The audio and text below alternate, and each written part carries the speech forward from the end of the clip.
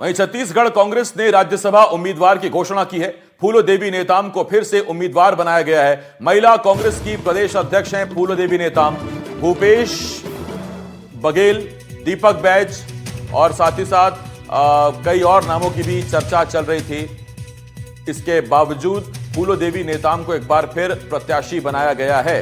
तो बड़ी खबर आपको बता रहे हैं, एक तरफ जहां बीजेपी की तरफ से लक्ष्मी वर्मा का नाम घोषित किया जा चुका है, तो ऐसे में छत्तीसगढ़ कांग्रेस ने राज्यसभा उम्मीदवार की घोषणा कर दी है। फूलो देवी नेताम को फिर से उम्मीदवार बनाया गया है।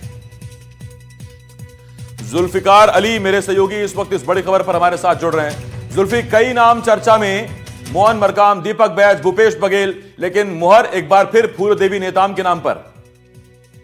बिल्कुल।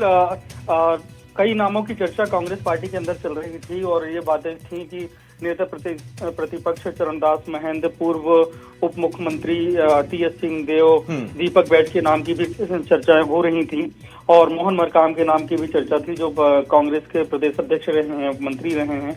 लेकिन कांग्रेस पार्टी ने जो वर्तमान में महिला कांग्रेस की प्रदेश अध्यक्ष हैं और उसके साथ साथ राज्यसभा की सांसद हैं, उन पर ही भरोसा जताया है और ये कहा जा रहा है कि इनके नाम को लेकर भूपेश बघेल की भी सहमति थी और जिस तरीके से सदन में छत्तीसगढ़ को लेकर आवाज उठाती रही हो महिला नेतृत्व है कांग्रेस का, तो राहुल गांधी के करीबी हैं और इस वजह से इनके नाम को सहमति कांग्रेस के आला कमान ने भी दी है। क्योंकि इसके पहले अगर देखें तो भारतीय जनता पार्टी में आसिफ लक्ष्मी वर्मा को मैदान में उतारा है और इस बात की दबाव कांग्रेस पार्टी में बन रहा था लगातार कि छत्तीसगढ़ से ही कोई ना कोई ऐसा प्रत्याशी हो, क्योंकि इसके पहले जो दो प्रत्याशी जब कांग्रेस को चयन करने को मिला तो उसमें रंजिता रंजन और केटीएस तुलसी और राजीव शुक्ला के छत्तीसगढ़ से राज्यसभा में भेजा गया था।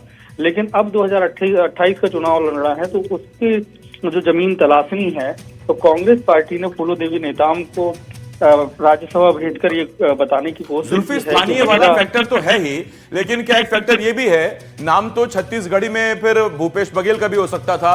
लक्ष्मी वर्मा महिला कैंडिडेट के तौर पर भी एक दबाव था क्या, इसीलिए महिला रिपीट?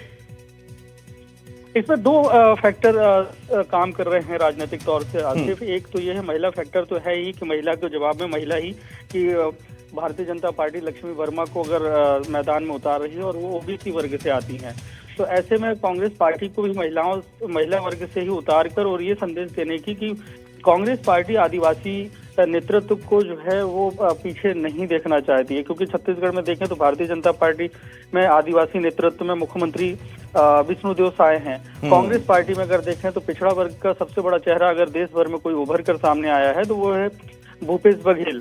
तो ऐसे में कांग्रेस पार्टी ये मान के चल रही है कि पिछड़ा वर्ग का नेतृत्व भूपेश बघेल के पास है, आदिवासी वर्ग अगर महिला भी है और वो आदिवासी वर्ग सदस्यता है, तो आने वाले वक्त में जो चुनाव होने हैं 2028 में, तो कांग्रेस मजबूत हो सकती है। और इसको उलट अगर आप देखें तो भारतीय जनता पार्टी की भी यही रणनीति है कि विष्णुदेव साहब मुख्यमंत्री हैं, वो आदिवासी वर्ग से आते हैं। हाँ, तो ऐसे में ओबीसी को भी आगे नाम बढ़ाया गया। जुल्फी, आप बने रहिएगा मेरे साथ, मैं लौटूंगा आपके पास। जुल्फिकार इस वक्त मेरे सहयोगी इस बड़ी खबर पर जानकारी दे रहे थे।